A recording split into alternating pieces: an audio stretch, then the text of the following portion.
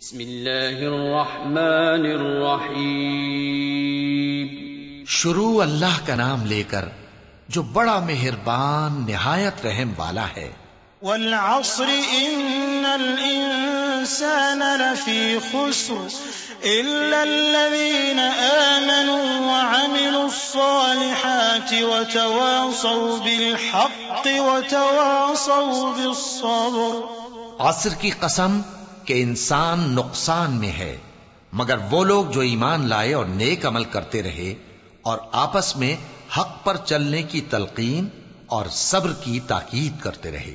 رب اعوذ بک من ہمزات الشیاطین واعوذ بک رب ان یحضرون۔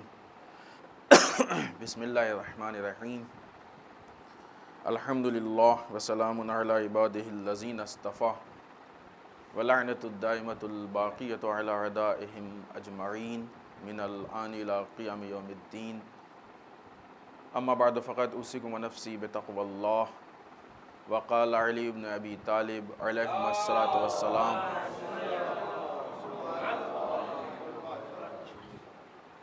والکفر علی اربع دعائم: علی التعمق والتنازع والزیغ والشقاق۔ عزیزان محترم،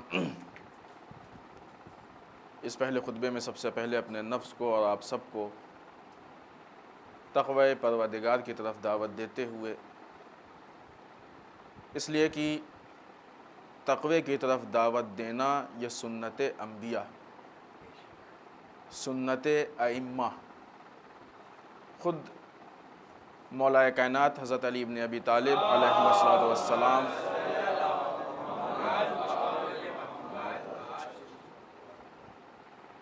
کہ جہاں تمام بیانات اور تمام خطبات، البتہ تمام نہیں لیکن بہت سارے کلمات قصار، لیٹرز، یہ ساری چیزیں جمع کی گئی ہیں، وہی نہج البلاغہ میں آپ کا ایک خطبہ ہے کہ جو متقین، کئی خطبے ہیں جس میں آپ نے متقین کے لیے ذکر کیا، ایک خطبہ مکمل متقین کے لیے جسے خطبہ حمام کہتے ہیں۔ یہ خطبہ جس میں مولا کائنات نے تقوی اور متقین کے صفات، اس کی اہمیت، فضیلت، ان چیزوں پہ روشنی ڈالی۔ لہٰذا تقوی اس مشن کا نام ہے کہ جو انبیاء کا مشن ہے، تقوی اس مشن کا نام ہے کہ جو اولیاء کا مشن ہے، تقوی اس مشن کا نام ہے کہ جو ائمہ کا مشن، اور تقوی اس راستے کا نام ہے کہ جو ہم کو ڈائریکٹ ذات پروردگار تک پہنچاتا ہے۔ تقوی انسان کی زندگی میں بھی کام آتا ہے اور انسان کے قبر میں بھی کام آتا ہے، انسان کے برزخ میں بھی کام آتا ہے اور انسان کے معاد و آخرت میں بھی کام آتا ہے۔ ہر قدم پہ کام۔ دیکھیں دنیا میں بہت ساری چیزیں انسان جمع کرتا ہے اور اس لیے جمع کرتا ہے کہ کبھی وقت پڑے گا تو کام آئے گا۔ ہوتا ہے کہ نہیں ہوتا؟ سیونگ انسان کیوں کرتا ہے؟ سیونگ اس لیے کہ کبھی خدا نخواستہ وقت پڑا تو کام آئے گا۔ تو دو چیزیں، ایک تو سیونگ کے لیے یہ بھی نہیں معلوم کیسا وقت پڑے گا۔ کوئی انسان نہیں سوچتا ہے کہ کل کو خدا نخواستہ مثلاً کوئی بیماری ہو جائے اور میڈیکل میں مثلاً کام آئے گا، کچھ خرابی ہو جائے اور وہاں پہ کام آئے گا، خدا نخواستہ مکان گر جائے وہاں پہ کام آئے گا، کوئی ایسا وہ نہیں سوچتا نہیں انسان۔ اتفاقات ہوتے ہیں۔ معلوم یہ ہوا کہ جس چیز کے لیے سیونگ کر رہے ہیں اس کا یقین نہیں۔ اب آئیے جس چیز کو سیو کر رہے ہیں، پیسہ، خوب کیا آپ کے جتنے مسائل ہیں سب پیسے سے حل ہو جاتے ہیں؟ دنیا کی بات کریں، ابھی آخرت میں نہ جائیں، دنیا کے کیا سارے مسائل پیسے سے حل ہو جاتے ہیں؟ بہت سے ایسے مسائل ہیں۔ اگر سارے مسائل پیسے سے حل ہونے والے ہوں تو کوئی بھی ایسا پیسے والا نہ ہوگی جو پریشان ہو، جبکہ آپ دیکھیں کہ وہ زیادہ پریشان ہے۔ دور سے بہت اچھے لگتے ہیں لیکن وہ زیادہ پریشان ہے۔ معلوم یہ ہوا کہ ہر چیز پیسے سے حل ہونے والی نہیں ہے۔ پیسوں کے ذریعے سے انسان دوائیں تو خرید سکتا ہے لیکن دوا میں شفا خداوند متعال دیتا ہے۔ یہ کام پیسوں سے نہیں ہوتا ہے۔ پیسوں کے ذریعے انسان مکان تو بنوا سکتا ہے، بہترین وسائل مہیا کر سکتا ہے، لیکن اس مکان اور اس وسائل کے ساتھ اطمینان ذات پروردگار دیتا ہے۔ تو ہر چیز پیسوں سے نہیں ملنے والی۔ تو ادھر جس چیز کے لیے سیو کر رہے ہیں اس کا یقین نہیں، سیونگ جس چیز کے لیے، ادھر جو چیز بچا رہے ہیں وہ ہر جگہ ساتھ دینے والی نہیں ہے۔ پھر بھی انسان کتنا پریشان رہتا ہے پیسے بچانے میں، ہے کہ نہیں؟ ابھی نہیں کہہ رہے نہ بچائیں، نہیں، آپ سوچیں کہ جب اتنے شک کے ساتھ اس چیز کو اتنی محنت سے انسان بچا رہا ہے تو وہاں اس مشکل کا یقین ہے کہ قبر میں بھی انسان کو مشکل ہوگی، برزخ میں بھی مشکل ہوگی، مرنے کے بعد بھی مشکل ہوگی، معاد میں بھی مشکل کا بھی یقین ہے۔ دوسری طرف سے یہ بھی یقین ہے کہ اگر ہم نے اپنے اکاؤنٹ میں تقوی پروردگار کو جگہ دے دی، عمل محفوظ کر لیا، تو یہ عمل وہاں ساتھ دے گا، اس کا بھی یقین ہے، اور یہی ساتھ دے گا، یہی ساتھ دے گا، اس کا بھی یقین ہے۔ تو جب وہاں شک کی حالت میں انسان بچانے میں اتنی کوشش کر رہا تھا تو یہاں یقین کی حالت میں بچانے میں کتنی کوشش کرنی چاہیے۔ شک ہمیشہ یقین سے قوی ہوتا ہے۔ یہاں پہ ایک پوائنٹ ہے، شاید کوئی بات سے غلط مفہوم نہ لے لے کہ عمل فائدہ پہنچائے گا تو محبت اہل بیت، نہیں، محبت اہل بیت پہنچائے گی فائدہ، یقیناً پہنچائے گی۔ در واقع عمل فائدہ پہنچائے گا ہی تب کہ جب انسان کے دل میں محبت اہل بیت ہوگی۔ جب تک ایمان قوی نہیں ہے، جب تک ایمان مکمل نہیں ہے، عقیدہ صحیح نہیں ہے، اس وقت تک اعمال ساتھ نہیں دے سکتے۔ دوسری طرف سے اہل بیت نے یہ بھی وعدہ کیا کہ شفاعت کریں گے، اور یقیناً کریں گے، شفاعت میں بھی کوئی مشکل نہیں ہے، شفاعت کریں گے اہل بیت۔ لیکن اہل بیت نے شفاعت کے ساتھ یہ دعوت نہیں دی ہے کہ تم جو دل چاہے گناہ کر لو، ہم شفاعت کریں گے۔ یہ خلاف تقویٰ ہے۔ ایک مثال دیں تو یہ بات ہمارے جوانوں کو بھی واضح ہو جائے۔ مثلا کسی بستی میں، کسی گاؤں میں، کسی شہر میں ایک ہاسپٹل کھلا، عربی میں اس کو مستشفیٰ کہتے ہیں، ہاسپٹل کھلا۔ آپ نے پوچھا صاحب یہ ہاسپٹل یہاں کیوں کھلا، کیا ضرورت تھی ہاسپٹل کی؟ کہا نہیں، اس لیے کھلا ہے کہ اگر کبھی خدا نخواستہ کوئی بیمار ہو جائے، کسی کا ایکسیڈنٹ ہو جائے، کوئی مشکل ہو جائے تو اس ہاسپٹل میں اس کا علاج ہو جائے گا، شفا مل جائے گی اس ہاسپٹل میں۔ تو آپ کیا کریں گے؟ اب تو ہاسپٹل کھل گیا ہے، یہاں پہ شفا مل سکتی ہے، یہاں پہ علاج ہو سکتا ہے، تو جا کے خود سے ایکسیڈنٹ کریں گے کہ اب تو ہاسپٹل کھل گیا ہے نا، جا کے خود سے بیمار پڑیں گے، اب تو ہاسپٹل کھل گیا، اب کیا کرنا؟ ایسا نہیں ہوتا، اگر ہو جائے تو یہ شفا یہاں پہ۔ اسی طریقے سے اہل بیت اطہار علیہ الصلوۃ والسلام کی شفا ہے۔ اگر کہیں کوئی کمی کوتاہی اور غلطی رہ جائے تو ہماری شفاعت ہے۔ جان بوجھ کے گناہوں کی طرف دعوت دینا یہ سیرت اہل بیت کے خلاف، اسی کا نام تقویٰ ہے۔ تقویٰ اسی کو کہتے ہیں کہ انسان جان بوجھ کے کوئی غلطی انجام نہ دے، واجبات پہ عمل کرے، حرام چیزوں سے اپنے آپ کو بچائے رکھے، یہ تقویٰ پروردگار ہے۔ آئیے جس حدیث کو ہم نے آپ کے سامنے پیش کیا اور مستقل کئی ہفتوں سے گفتگو چل رہی ہے، مولا کائنات نے ایمان پہ روشنی ڈالی اور ایمان کے بعد کفر پہ روشنی ڈالی، اور کفر پہ روشنی ڈالتے ہوئے آپ ارشاد فرماتے ہیں کہ کفر کے 4 ستون ہیں، 4 پلر۔ کفر یعنی انسان جن چیزوں سے کافر بنتا ہے یا بن سکتا ہے، اس کے 4 ستون ہیں۔ یہ مولا کائنات کی نگاہ میں بات ہے۔ علی ابن ابی طالب جو مولا کائنات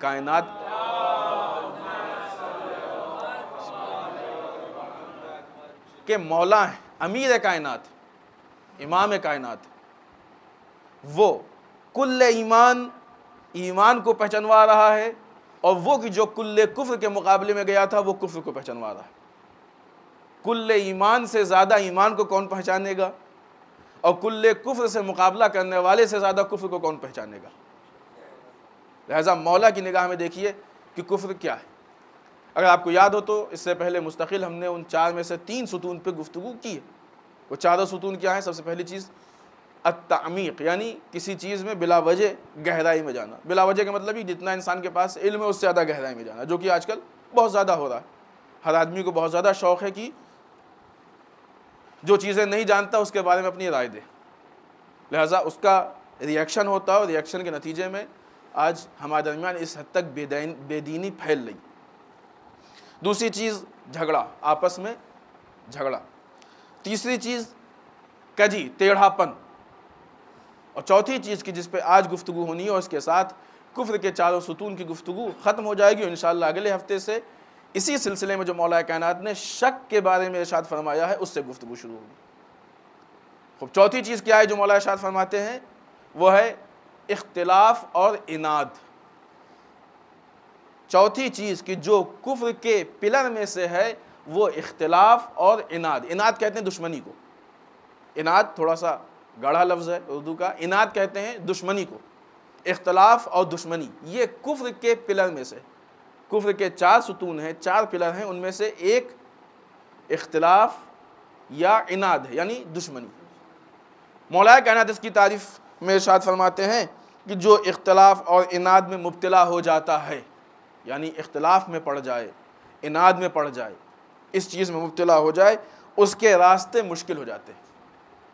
اب یہ راستے کی مشکل بعض اوقات ہمیں سمجھ میں نہیں آتی، ہم سمجھتے ہیں کہ جو راستے سیدھے ہوں، سڑکیں خوبصورت ہوں، صاف ہوں، راستے آسان ہوتے ہیں، نہیں، وہ راستے کی جو ہم کو اپنے مقصد تک آسانی سے پہنچا دیں وہ آسان ہیں، جو مقصد تک پہنچنے میں رکاوٹ بن جائیں بھلے ہی سڑکیں کتنی اچھی ہوں، وہ راستے مشکل و دشوار، اور ہمارا مقصد ذات پروردگار۔ لہذا جو انسان اختلاف و عناد میں پڑ جاتا ہے اس کے راستے مشکل ہو جاتے ہیں، اس کے سامنے ایسے مسائل آ جاتے ہیں کہ جن کا حل ہونا ممکن نہیں ہے، ناقابل حل مسائل آ جاتے ہیں، ایسے مسائل کہ جن کا حل ہونا ممکن نہیں ہے، اور ان چیزوں سے بچ نکلنے کا راستہ اس کا بہت تنگ ہو جاتا ہے، یعنی اس سے واپس آنا اس کے لیے مشکل۔ تنگ کہتے ہیں چھوٹا، تھوڑا سا راستہ چوڑا ہوتا ہے، کہتے ہیں اگر پتلی گلی ہو تو اس کو کہتے ہیں بہت تنگ گلی، یعنی راستہ بہت مشکل ہو جاتا ہے، یعنی اس سے واپس آنا اس کے لیے ایک دشوار اور مشکل کام ہو جائے گا۔ یہ کفر کے پلرز میں سے ایک پلر ہے۔ اگر آپ نظر ڈالیے تو مولا کائنات نے جو کفر کے 4 پلر بیان کیے ہیں، ایک گہرائی میں جانا، ایک ٹیڑھا پن، 2 اور جس کو ہم نے پہلے اور تیسرے نمبر پہ آپ کے سامنے پیش کیا، اور باقی 2 کی جو دوسرے اور چوتھے نمبر پہ بیان کیا ہم نے، اس میں سے ایک آپس میں جھگڑا اور ایک اختلاف و عناد۔ دیکھیں اختلاف و عناد کی 2 صورتیں ہوتی ہیں، ایک تو یہ کہ اختلاف کسی پہ لادا جاتا ہے، جیسے فساد، جیسے جنگ، کسی پہ اگر حملہ ہو گیا تو اس کو اپنا ڈیفنس کرنا واجب، یہ اس کا حق ہے، یہ اس کی ضرورت، اور کوئی بھی انسان اتنا بڑا بیوقوف نہیں ہے کہ جو اپنا ڈیفنس نہ کرے یا کرنا نہ جانتا ہو۔ اتنا شعور تو حیوانوں میں بھی ہوتا ہے، اگر کوئی انسان نہیں جانتا ہے تو جا کے حیوانوں سے سیکھے یہ چیز۔ ڈیفنس ہر انسان کا اپنا حق ہے، ذاتی حق، یہ اس کو کرنا چاہیے۔ تو ایک اختلاف تو یہ ہوتا ہے جو لادا جاتا ہے، یہاں پہ اس کی بات نہیں ہے، بات کہ انسان اختلاف پیدا کرے، انسان فتنہ و فساد پیدا کرے۔ جہاں پہ اختلاف لادا جائے وہاں سامنے والے کی یہ ذمہ داری ہے کہ اس اختلاف کو ایسے حکمت عملی سے فیس کرے کہ وہ اختلاف آہستہ آہستہ ختم ہو جائے، بڑھنے نہ دے، اس میں آگ نہ لگائے۔ لیکن اگر ہاں واقعی دشمن اس بات پہ اتارو ہے کہ وہ دین اور ضروریات دین میں سے کسی پہ حملہ کر رہا ہے تو پھر انسان کا حق ہے اور اس کی ذمہ داری ہے کہ اس کے مقابلے میں آئے۔ مثلا اگر امام حسین علیہ السلام سے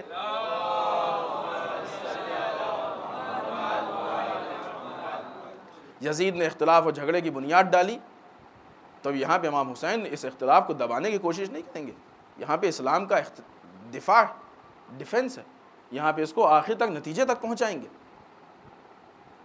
تو اگر اس طرح سے مذہبی ضروریات دین کا اختلاف ہے تو اس کو انسان آخر تک پہنچائے، نتیجے تک پہنچائے، کیوں؟ اس لیے کہ دین کی حفاظت واجب۔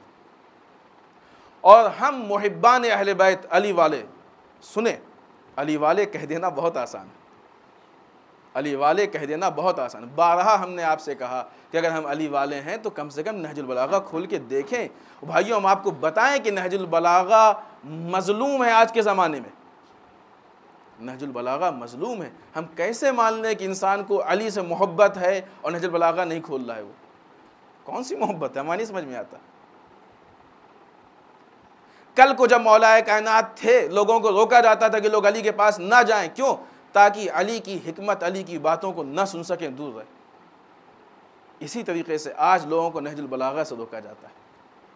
یہ بھی ایک تفصیلی موضوع ہے، کسی موقع پہ اس کو ہم تفصیل سے آپ کے سامنے پیش کریں گے۔ آج بھی ایسا نہیں ہے، دشمنان نہج البلاغہ موجود ہیں، آج دشمنان نہج البلاغہ، اور نہج البلاغہ کا دشمن علی، اس میں کوئی شک و شبہ کی گنجائش نہیں۔ نہج البلاغہ کے دشمن موجود ہیں کہ جو آپ کے اور نہج البلاغہ کے درمیان حائل ہو رہے ہیں، جو نہیں چاہتے کہ علی کے خطبے آپ تک پہنچے، آپ علی کے پیغام تک پہنچے۔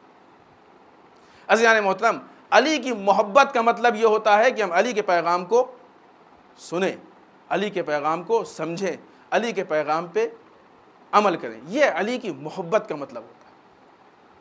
اگر مولا کائنات کفر کی علامتوں کو بیان کر رہے ہیں کہ کفر اس کو کہتے ہیں، کفر کو پہچانوا رہے ہیں، کفر اس کو کہتے ہیں۔ تو اب علی والا وہ ہے کہ اس کو سننے کے بعد وہ کفر سے دور رہنے کی کوشش کرے گا، ایمان کو اپنانے کی کوشش کرے گا۔ یہ علی والے کی پہچان، یہ علی والے کی خاصیت ہے۔ مولا کائنات اس دنیا سے چلے گئے لیکن آج بھی ہمارے لیے حلال مشکلات ہیں، اس لیے کہ مولا ظاہری اعتبار سے چلے گئے، ان کی حکمتیں آج ہمارے درمیان موجود ہیں، اور یہ حکمتیں ہی سب سے بڑی حلال مشکلات۔ ہم دوسری مشکل کشائی سے انکار نہیں کر رہے ہیں، لیکن اصل یہ حلال، اگر انسان ان حکمتوں پہ عمل کرے تو مشکل میں پڑے گا ہی نہیں۔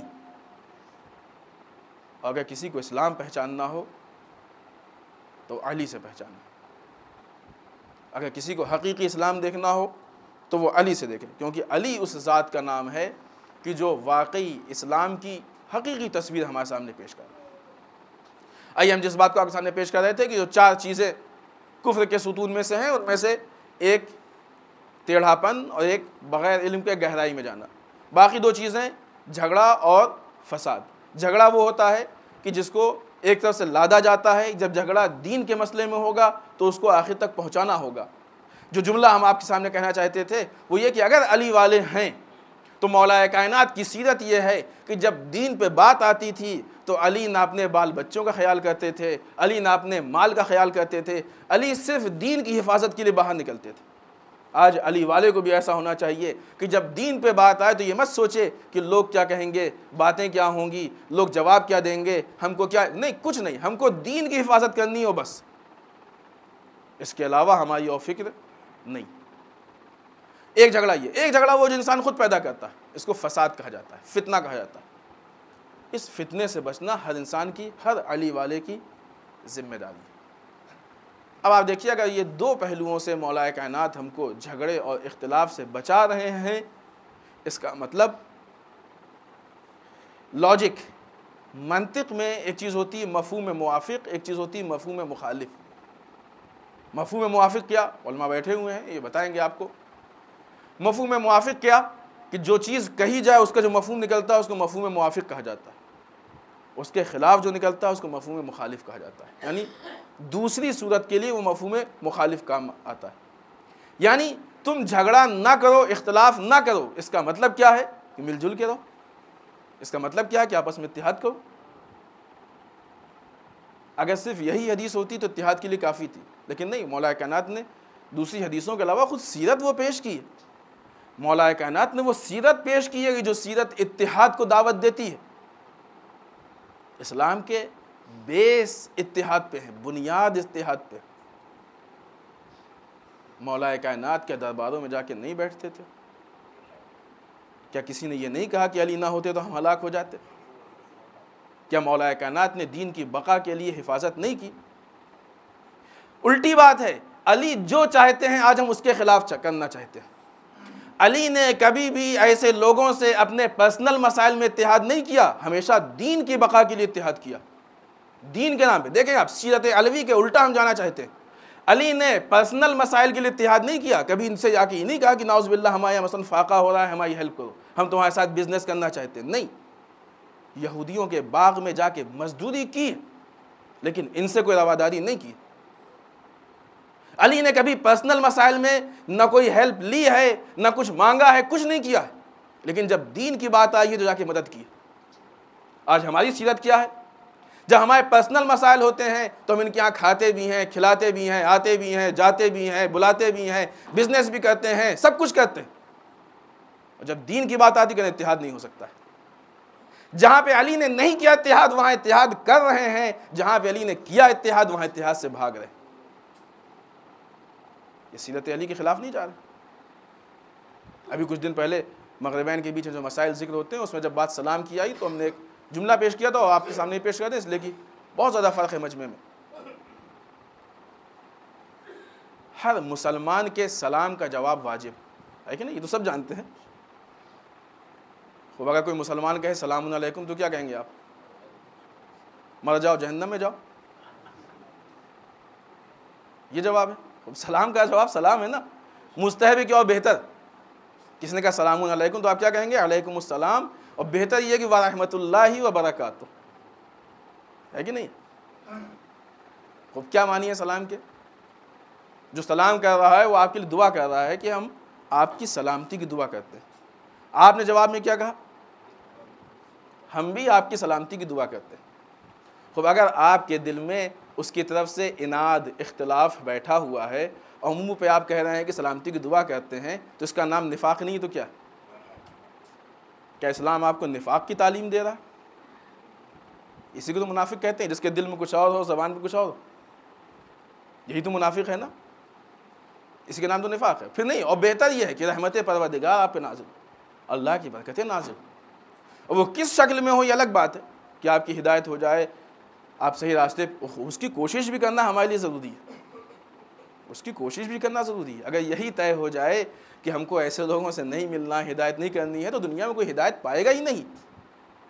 مذہب محدود ہو کے رہ جائے گا، مذہب آگے نہیں بڑھے گا. مولا کائنات جب کفر کو پہچانوا رہے ہیں تو 50% کفر، 4 ستون میں سے 2 ستون یہی تھے نا، جھگڑا اور اختلاف کے لیے. 50% کفر انسان کا صرف جھگڑے اور اختلاف پہ ڈیپینڈ ہے. قول علی. شاید یہی وجہ ہے کہ لوگوں کو نہج البلاغہ اچھی نہیں لگتی، اس لیے کہ نہج البلاغہ انسان کو زندہ کرتی ہے، سوئے ہوئے انسان کو جگاتی ہے، انسان میں حرکت پیدا کرتی ہے. نہج البلاغہ علی کی تحریک کا نام ہے. سلانے والے لوگ نہج البلاغہ کو نہیں پسند کر سکتے، نہج البلاغہ سے ان کی نہیں پڑھ سکتی. آج آپ کو حدیثیں بھیجی جاتی ہیں، اکثر حدیثیں بہار اور فلاں فلاں، نہج البلاغہ جو ہر گھر میں سب کے سامنے، اس سے کیوں نہیں بھیجی جاتی؟ علماء کہتے ہیں کہ معتبر ہے. وہ کہ جہاں پہ آپ کو 25 تحقیق کرنے کی ضرورت ہے، وہاں سے انسان بغیر تحقیق کے ایک حدیث اٹھا کے بھیج دیتا ہے. جہاں علماء کہہ رہے ہیں کہ معتبر ہے، اس سے کیوں نہیں بھیجا جاتا؟ کہ ایسا تو نہیں کہ جان بوجھ کے یا انجانے میں ہم اپنے اس صحیح راستے سے ہٹ رہے ہیں کہ جو علوی راستہ ہے، جو علی کا راستہ ہے. علی والے اس بات کو محسوس کریں. اگر وہ واقعی علی والے، زبان سے تو کوئی بھی کہہ سکتا ہے ہم علی والے، زبان سے تو وہ نصیری کی جو در واقع کافر، وہ بھی ہم کہتے ہیں ہم علی والے، جو علی کے نام پہ کفر ہے. نہیں، رسول کا قول ہے کہ علی آپ کے متعلق 2 طرح کے لوگ گمراہ ہوں گے، یا الگ الگ الفاظ میں روایات ہیں. وہ کہ جو آپ کو مثلاً اشارہ نصیریوں کی طرف ہے، بڑھا دیں گے. خب علی کو بڑھانے کا مطلب یہ ہے کہ بندے سے خدا تک پہنچا دو. اور وہ کہ جو آپ کو آپ کے درجے سے گھٹا دیں گے، ہے کہ نہیں؟ بالآخر مشکل دونوں میں، دشمن دونوں، مسائل دونوں میں پیدا ہو رہے ہیں. اب مولا کے اس قول کے ضمن میں اگر ہم کفر کو پہچانتے ہیں،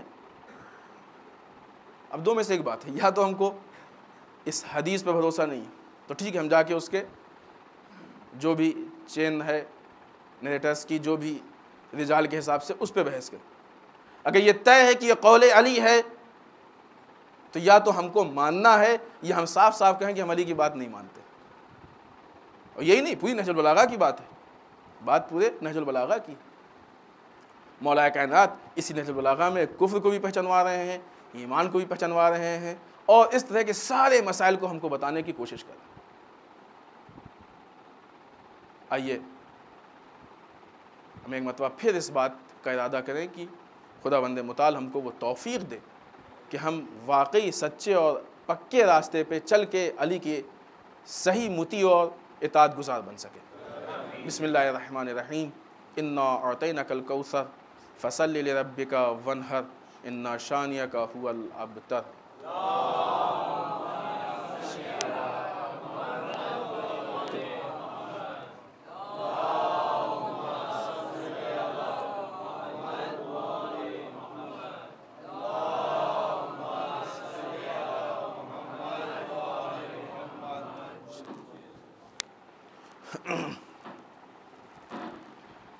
رب اعوذ بک من همزات الشیاطین واعوذ بک رب ان یحضرون. بسم اللہ الرحمن الرحیم. الحمد للہ الذی لا یبلغ مدحتہ القائلون ولا یحصی نعماہ العادون ولا یؤدی حقہ المجتہدون. اللہم صل وسلم علی صاحب الدعوۃ النبویہ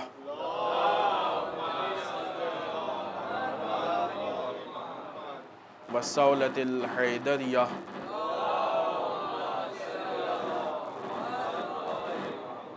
والعصمت فاطمیہ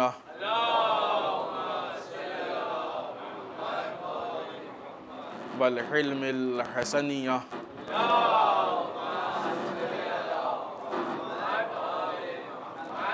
والشجاعت الحسینیہ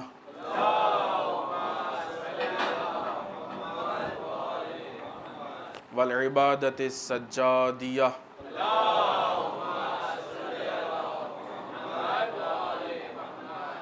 والآثار الباقریہ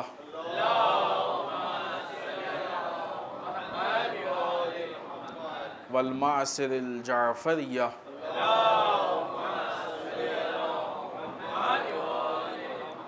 والعلوم الکاظمیہ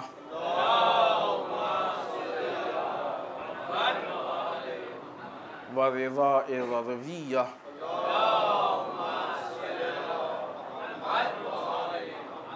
والجود التقویہ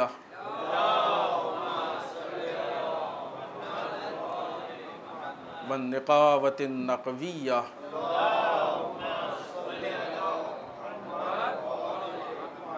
والہیبۃ العسکریہ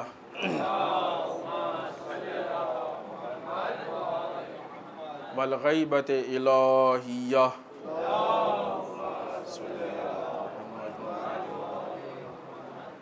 واللعنۃ الدائمۃ الباقیۃ علی اعدائہم اجمعین من الآن الی قیام یوم الدین. اما بعد، عزیزان محترم، اس دوسرے خطبے میں سب سے پہلے اپنے نفس اور آپ سب کو ایک بار پھر تقوی پروردگار کی تاکید کرتے ہوئے اس ہفتے کی اہم ترین مناسبتوں میں سے ایک بہت اہم مناسبت 8 شوال، یہ جو عید کا مہینہ ہے، اس مہینے کا نام شوال، اس کی 8 تاریخ ہم سب کے لیے، یعنی تمام مسلمانوں کے لیے بہت اہم تاریخ ہے. 8 شوال وہ تاریخ ہے، یقیناً آپ کو بتانے کی ضرورت نہیں ہے، آپ کو معلوم ہے اور آپ پہلے سے متوجہ رہتے ہیں اور آپ واقعی ایکٹیو ہیں. لیکن اگر ہمارا مسئلہ حل نہیں ہو رہا ہے تو ہم کو مزید ایکٹیو ہونے کی ضرورت ہے. 8 شوال اس تاریخ کا نام ہے کہ جس میں آج سے تقریباً 90 سال پہلے سعودی حکومت کی، جو یقیناً اسلام کے لیے واقعی ایک وہ مشکل ہے کہ جو حقائق اسلام اور بنیاد اسلام کو بدنام بھی کر رہی ہے اور بدلنا بھی چاہتی ہے، اس نے ان اہم قبروں کو کہ جو یقیناً ہمارے لیے اتنی اہم ہیں کہ ان کے لیے ہم اپنی جانوں کو قربان کر سکتے ہیں، اتنی اہم قبروں کو مسمار کیا. جن لوگوں نے حج کی ہے، جنہوں نے عمرہ کیا، انہوں نے دیکھا ہوگا، اور جس نے نہیں کیا ہے خدا ان کو زیارت نصیب کرے، انشاءاللہ جا کے وہ دیکھیں. ائمہ اطہار دفن ہے، ہماری بی بی سیدہ دفن ہے، رسول کے بیٹے دفن ہیں. اچھا، صرف جنت البقیع کی بات نہیں ہے، جناب حمزہ کا قبرستان گئے ہوں گے، دیکھا ہوگا، وہ بھی مسمار ہوا. پھر مدینے سے مکے آئیے، جنت المعلی، وہ بھی مسمار ہوا، وہ بھی ویران ہوا. آپ کو معلوم ہے کہ ان کی پروگرامنگ خود گنبد رسول کو اڑانے کی تھی، لیکن بہرحال مسلمانوں کی ہیبت سے ڈر گئے اور خاموش ہو گئے، نہیں کر پائے. اتنی ساری قبریں ویران کی ہیں اور وہ قبریں آج تک ویران ہیں. 90 سال ہو گیا. مسلمانوں، یہ قبریں ویران ہونا، یہ مسئلہ صرف شیعوں کا مسئلہ نہیں ہے، مسلمانوں کا مسئلہ ہے. اس لیے کہ یہاں پہ جو دفن ہیں ازواج رسول ہیں، جو دفن ہیں ازواج رسول ہیں، اجداد رسول ہیں، اولاد رسول ہیں. اجداد کہتے ہیں جد کو، ہے کہ نہیں؟ جد، رسول کے جد دفن ہے کہ نہیں؟ اولاد کہتے ہیں بیٹوں کو، ہے کہ نہیں؟ ازواج، ازواج کے لفظ بہت مشہور ہے، سب جانتے ہیں. یہ مسئلہ صرف شیعوں سے محدود نہیں ہے. لہٰذا، اور آپ کو ہم بتا دیں کہ آیت اللہ صافی گل پیگانی کا بھی پیغام اس مسئلے میں آیا ہے. انہوں نے بھی تمام مسلمانوں کو اس بات کی طرف دعوت دی کہ مسلمان اس کے خلاف اٹھیں، مسلمان اس کے خلاف آواز اٹھائیں. اس جنت البقیع، جنت المعلیٰ، جناب حمزہ کے قبرستان یعنی شہدائے احد کے قبرستان کی ویرانی ہم بہت زیادہ نہیں برداشت کر سکتے. ہماری غیرت کے لیے چیلنج ہے. ہم نہیں، مسلمانوں کی غیرت کے لیے چیلنج ہے. ہم سب مسلمان. ہمارے پروٹیسٹ، ہمارے مظاہرے، ہمارے جلوس اس بنیاد پہ نہ ہو. آپ دیکھیں مسلمانوں نے الحمدللہ بیداری کا ثبوت دیا. ہندوستان سے ایک شخص نے یزید کے لیے، کہ جو یزید جس کا مستحق نہیں تھا، اس لفظ کو استعمال کیا، رحمت اللہ کہہ دیا. مسلمانوں نے بیداری کا ثبوت دیا اور یہ بات سمجھ گئے کہ اگر کوئی یزید کی تعریف کر رہا ہے تو خاندان یزید سے. ٹھیک ہے، نسلی تعلق نہیں ہے، لیکن بہرحال اپنے رشتوں کو بیان کر رہا ہے. کیوں؟ اس لیے کہ یہ رشتہ یزید کا رشتہ. عزیزان محترم، یہ سعودی حکومت، اس کے ظلم صرف سعودی تک محدود نہیں ہے. اسی سال یہ لوگ کربلا گئے. جانے کے بعد انہوں نے کربلا پہ حملہ کیا، امام حسین کی زری کو نقصان پہنچایا. انہوں نے وہاں جو قیمتی چیزیں، جو زیورات تھے، ان کو لوٹا. 7,000 لوگوں کو قتل کیا، جس میں علماء، فضلاء، مومنین، سادات سب شامل تھے. اور پھر کربلا کو خراب کرنے کے بعد یہ نجف کی طرف جا رہے تھے کہ وہاں کامیاب نہیں ہو پائے. تو لٹوروں کا گروہ ہے. مصیبت ہے، مسلمانوں کے لیے مصیبت ہے، انسانیت کے لیے مصیبت ہے. یزید کو رحمت اللہ کہنے والا یزیدی ہو سکتا ہے تو سیرت یزید پہ عمل کر کے کربلا پہ حملہ کرنے والا بھی یزیدی ہے. اور یزید کے خلاف کھڑے ہونا ہر حسینی کی ذمہ داری. مسلمانوں، اگر تم اس یزید کے خلاف کھڑے ہوئے ہو تو اس یزید کے خلاف بھی کھڑے ہونا تمہاری ذمہ داری. کبھی سوچا آپ نے کہ کیوں کیا؟ انہوں نے کس کے اشارے پہ کیا؟ کہاں سے اتنی ہمت آئی کہ یہ کیا؟ انشاءاللہ بہرحال جو وعدے آپ سے ان میں سے ایک وعدہ اور کہ کبھی ہوا تو اس حکومت کے جو اساس ہیں، جس بنیاد پہ ہیں، یعنی ایک طرف سے دیکھیں اس حکومت کا رشتہ وہاں سے ملتا ہے کہ جہاں پہ دین کے سینٹرلائزیشن کو توڑا گیا تھا. سیاسی مسائل، سیاسی باتیں کسی اور کے حوالے اور مذہبی باتیں کسی اور کے حوالے. اسی بنیاد پہ حکومت قائم ہوئی ہے نا. ایک بظاہر جو اپنے کو عالم سمجھتا ہے، ایک عالم اور حاکم میں آپس میں طے ہوا حکومت تم کرو گے، دین کے مسئلے ہم دیکھیں گے، دین کے مسائل ہم، حکومت کے مسائل تمہارے ذمہ. اس کے بعد سے سلسلہ چلا، دین ان کی نگاہ سے، حکومت ان کی نگاہ سے. ہے کہ نہیں؟ یہ رشتے مل رہے ہیں کہ نہیں مل رہے ہیں؟ کہاں سے؟ اس بیس پہ قائم کی ہوئی حکومت، اس کے اندر اتنی ہمت کہاں سے آ گئی؟ عزیزان محترم، مسئلہ اس کا نہیں ہے کہ کون کر رہا ہے. کون کر رہا ہے وہ تو بدتر ہے ہی ہے، یزیدی ہے ہی ہے، دشمن ہے ہی. اس کے جو سرپرست ہیں کہ جن کی پشت پناہی ان کو حاصل ہے، وہ ہمارے اصل دشمن ہیں. لہذا آج کا دشمن، آج کا یزیدی، آج کا اسلام کے مقابلے میں آنے والی ذات اگر سعودیہ ہے تو سعودیہ کے ساتھ ساتھ اس کی پشت پناہی کرنے والی وہ حکومتیں اور طاقتیں کہ جو ہر جگہ پہ اسلام کے مقابلے میں ہیں، چاہے وہ امریکہ ہو یا اسرائیل. اور آج یہی سب سے بڑے دشمنان اسلام ہیں. آج کے یزید یہی. تاریخ یزید کو اٹھا کے دیکھیں. یزید اپنے تخت پہ بیٹھا تھا اور اس نے اپنے سپہ سالاروں کو بھیجا تھا کہ جاؤ قتل حسین کے لیے. یہاں بھی یزید اپنے تخت پہ بیٹھا ہے اور اپنے سپہ سالاروں کو بھیجتا ہے. یہ ان کے نوکر ہیں، یہ حاکم نہیں ہے. کون کہتا ہے یہ حاکم نہیں ہے؟ یہ تو غریبوں، مظلوموں، ناچاروں کے لیے حاکم ہیں. یہ خود نوکر ہے. کیونکہ جو انسان دوسرے کو اشاروں پہ ناچے وہ نوکر ہوا کرتا ہے، حاکم نہیں ہوا کرتا ہے. کٹ پتلی ہیں یہ. اتنے سارے مظالم. ان تاریخوں میں ہمارے غم تازے ہو جاتے ہیں. ہم کو بیٹھ کے یہ سوچنا چاہیے اور یہ طے کرنا چاہیے کہ ایسا کون سا ہم راستہ نکالیں کہ ہم اس ظالم حکومت سے اپنے کم سے کم اپنے اس حق کو لیں اور ان روزوں کو ایک مرتبہ پھر آباد کریں جو ویران، جہاں پہ آج آپ آزادانہ طریقے سے ایک زیارت نہیں پڑھ سکتے، جہاں پہ آپ اس قبر پہ جا کے بوسہ نہیں دے سکتے، اپنے دل کی گفتگو نہیں کر سکتے، مناجات نہیں کر سکتے، گریہ و زاری نہیں کر سکتے. جب بھی آپ کچھ کرنا شروع کریں بدعت شرک. عجیب بات ہے. نہیں چاہتے کہ بات زیادہ بڑھے. وہ لوگ جو کھڑے ان کو خود بھی نہیں معلوم کہ واقعی بدعت کیا ہے، وہ بھی ایک کیسٹ ہے، حصہ نہیں ہے وہ. دیکھیں ایسے لوگوں سے ڈریں، واقعی ایسے لوگوں سے ڈریں، چاہے وہ جہاں پائے جائیں. جو انسان دین کا کیسٹ بنے وہ دین کے لیے بہت خطرناک ہوتا ہے، چاہے جہاں ہو، ہندوستان میں ہو چاہے سعودیہ میں. وہ کیسٹ ہے، ان کے پاس منطقی چیز نہیں. اس لیے اگر تجربات ہے نا آپ کے، بہت سے قافلوں کے ساتھ ہوا ہے، اگر آپ نے ان سے بحث کرنی شروع کی تو ان کے پاس جواب نہیں ہوتا ہے سوائے اس کے کہ پولیس والے آ کے ماریں اور آپ کو لے جا کے بند کر دیں. کیونکہ ان کے پاس اتنا ہی علم تھا، بس ان کو اتنا یاد کرایا گیا تھا. چاہے وہ طوطے کو لٹا دیں، چاہے آپ کیسٹ میں اس کو ٹیپ کر دیں، چاہے وہ CD میں آپ اس کو ڈب کر دیں، وہ نہیں بول سکتے، اس طرح نہیں بول سکتے. اس سے زیادہ اگر آپ بولیں گے تو پھر وہاں غنڈہ گردی شروع ہوتی ہے. غنڈہ گردی جہالت کی علامت ہے. پھر وہاں تجاوز شروع ہوتا ہے، وہاں پہ ظلم شروع ہوتا ہے. اور یہ ظلم اس بات کی دلیل ہے کہ ان کے اندر وہ یزیدیت کے جراثیم اب بھی ویسے ہی باقی ہیں، اب بھی ویسے ہی باقی.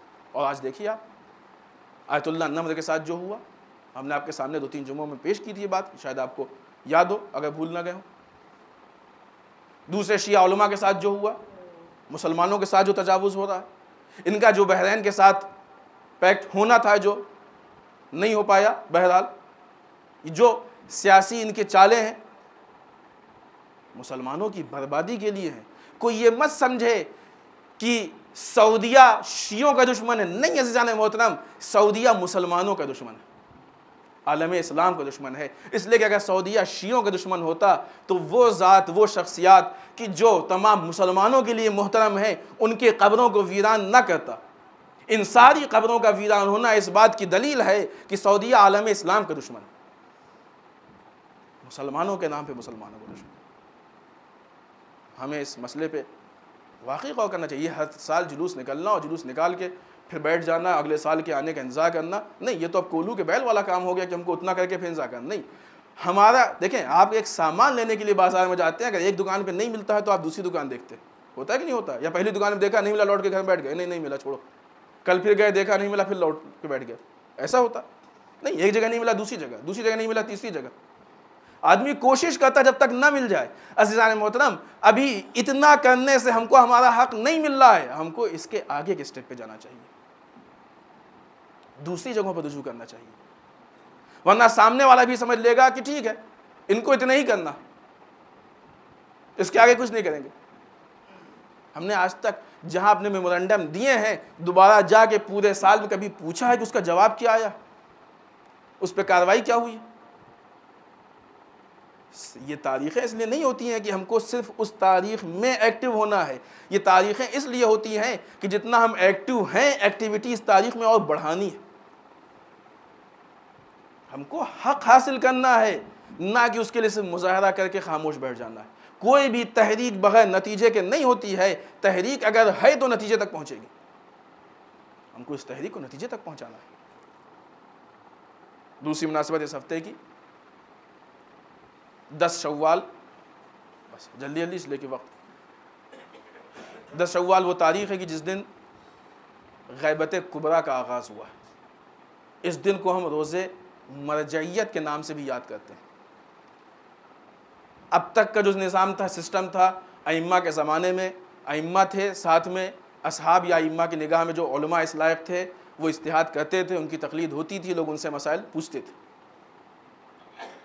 پھر اس کے بعد 12ویں امام کی غیبت صغریٰ کا زمانہ شروع ہوا. 12ویں امام نے 4 نواب کو ایک کے بعد ایک منتخب کیا، لیکن ساتھ میں وہ علماء تھے کہ جو لوگوں کے مسائل کا حل پیش کرتے تھے. لیکن غیبت کبریٰ میں اب وہ والا سلسلہ پردہ غیب میں چلا گیا، یہی سلسلہ بچا. لہٰذا وہ ذمہ داری کی جو اس ذمہ داری کے ساتھ اب تک ائمہ کے کاندھوں پہ تھی، ائمہ کے بعد نواب اربعہ کے کاندھوں پہ تھی. یہ نواب اربعہ کا ایک پوائنٹ ہم نے اس کے پہلے بتایا آپ کو شبائے قدر میں کہ تاکہ لوگ یہ سمجھ جائیں کہ ہماری اس ذمہ داری کی نیابت کے لیے سینٹرلائزیشن ضروری ہے. دوسرا پوائنٹ جو ہم آج بتانا چاہتے ہیں وہ یہ کہ ائمہ بتانا چاہتے تھے کہ دیکھو جب ہماری نیابت میں یہ ذمہ داری ہو تو اب یہ مت کہہ دینا کہ یہ کام صرف معصوم کا ہے. اسی لیے ہم نواب خاص بنا کے بھیج رہے ہیں کہ ہم اگر پردہ غیب میں ہوں تو ہماری نیابت میں ایک غیر معصوم بھی اس کام کو انجام دے سکتا ہے. یہ انتخاب نواب اربعہ کا اس بات کا ثبوت ہے. اور اس کے بعد یہ ساری ذمہ داریاں یعنی کیا وہ ذمہ داری کی جس کو ہم تقلید و اجتہاد سے ریلیٹڈ سمجھتے ہیں، جس میں مسائل معلوم ہوتے ہیں، اور دوسری وہ ذمہ داری کی جہاں پہ سلسلہ ولایت ہوتا ہے، وہ دونوں اب علماء کے کاندھوں پہ آ گئی، اب علماء ہی نائب۔ یہ وہ تاریخ ہے کہ جہاں سے مرجعیت کا آغاز ہے۔ اگلی مناسبت اگست، ماہ اگست کا آخر، یہ وہ دن ہے کہ جب امام موسیٰ صدر، جن کے بارے میں ابھی بھی کوئی یقین سے نہیں کہہ سکتا ہے کہ اگرچہ اب یہ باتیں سامنے آ گئیں کہ ان کو مار دیا گیا، اگست کے آخر میں ان کو اغوا کیا گیا تھا۔ یہ وہ ذات ہے کہ جس نے واقعی یہ ہمت دینی اتنی ہونی چاہیے۔ ہم نے آپ سے بار بار کہا ہے کہ دینداری کے لیے شجاعت ضروری ہے، وہ شجاعت یہاں دیکھنے کو ملتی ہے۔ جس وقت حاکم قرآن کے متعلق اول فول بک رہا تھا، الٹی سیدھی باتیں کر رہا تھا، اس وقت اس ذات میں اتنی طاقت و جرأت تھی کہ کھڑے ہو کے کہا کہ جو تم کہہ رہے ہو غلط ہے۔